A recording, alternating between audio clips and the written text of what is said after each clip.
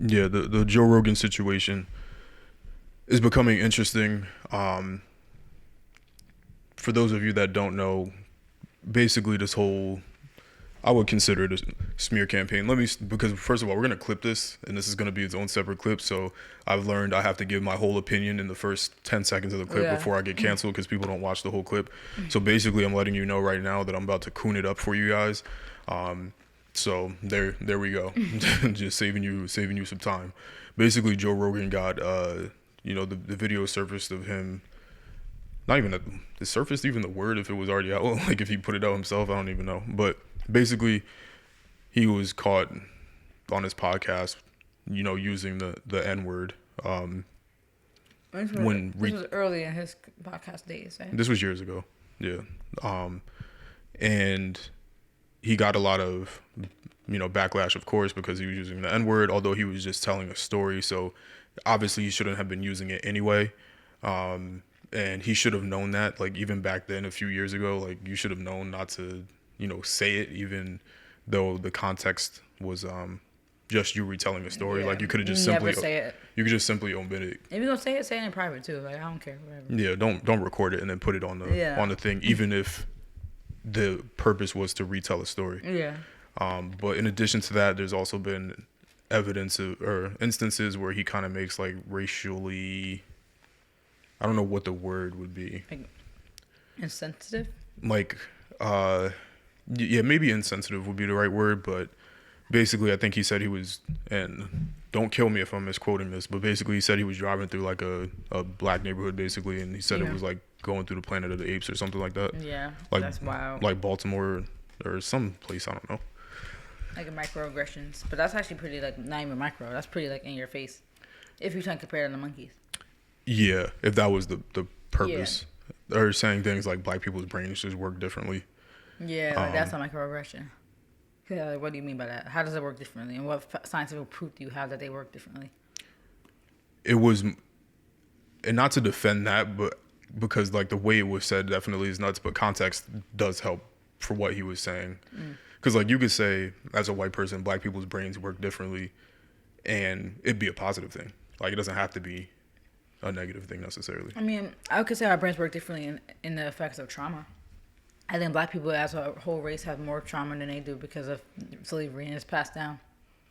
That trauma is literally passed down, and it messes up people's mental health to this day. A lot of us have undiagnosed anxiety and stuff, probably because of racial trauma.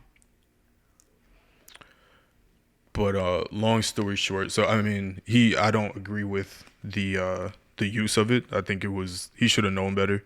And I personally like Joe Rogan a lot. I think that his platform is definitely probably one of the only places where you can freely speak your mind, and we'll talk about how that's even changing.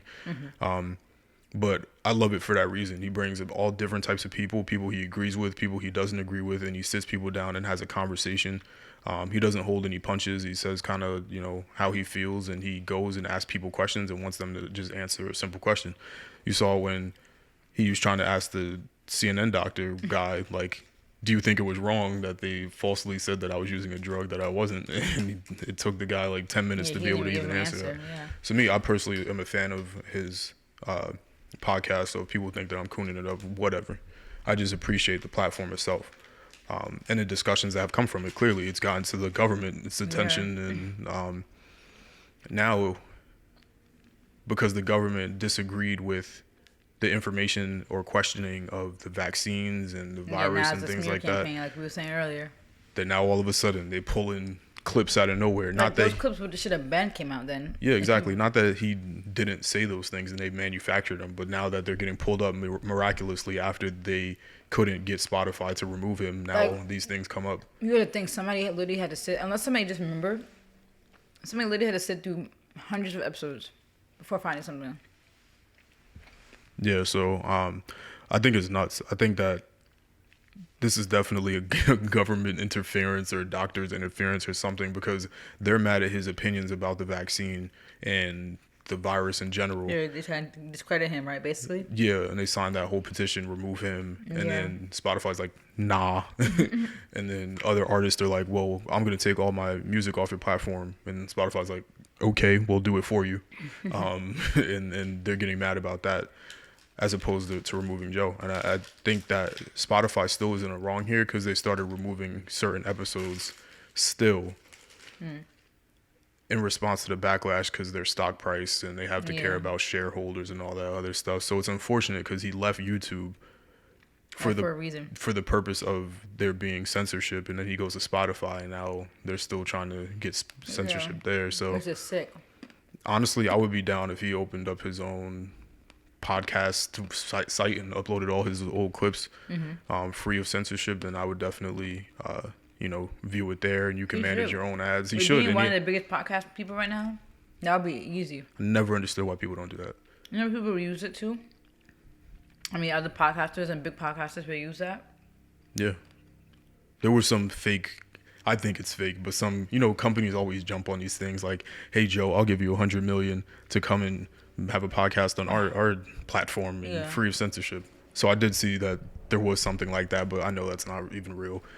But I just think it's bullshit that the questioning of the vaccine and stuff like that has caused this huge, turmoil and clips coming up and stuff like that. But to me, I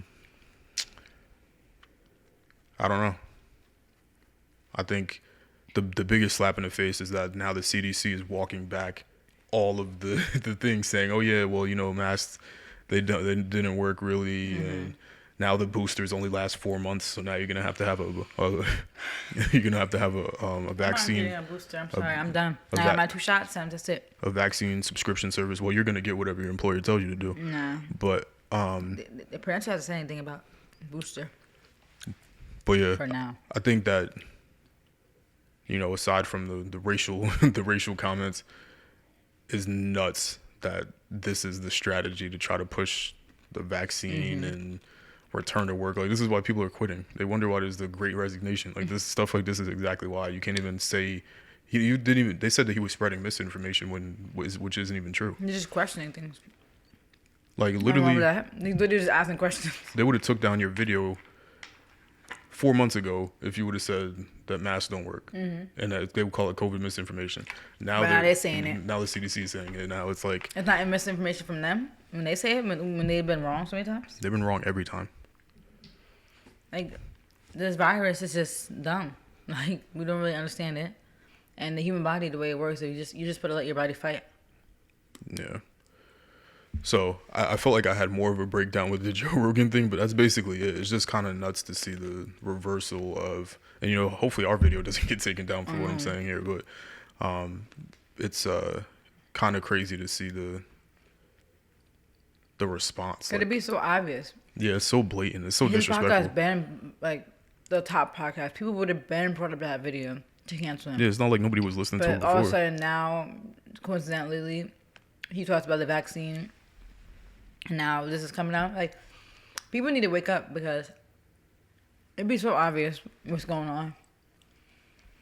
Unless, some nerd, because not all the regular people were mad too. Some nerd just sat there and watched every video and found something. Or they already knew and just waited. Yeah, waited. Oh, this is a good time for me to bring up that video.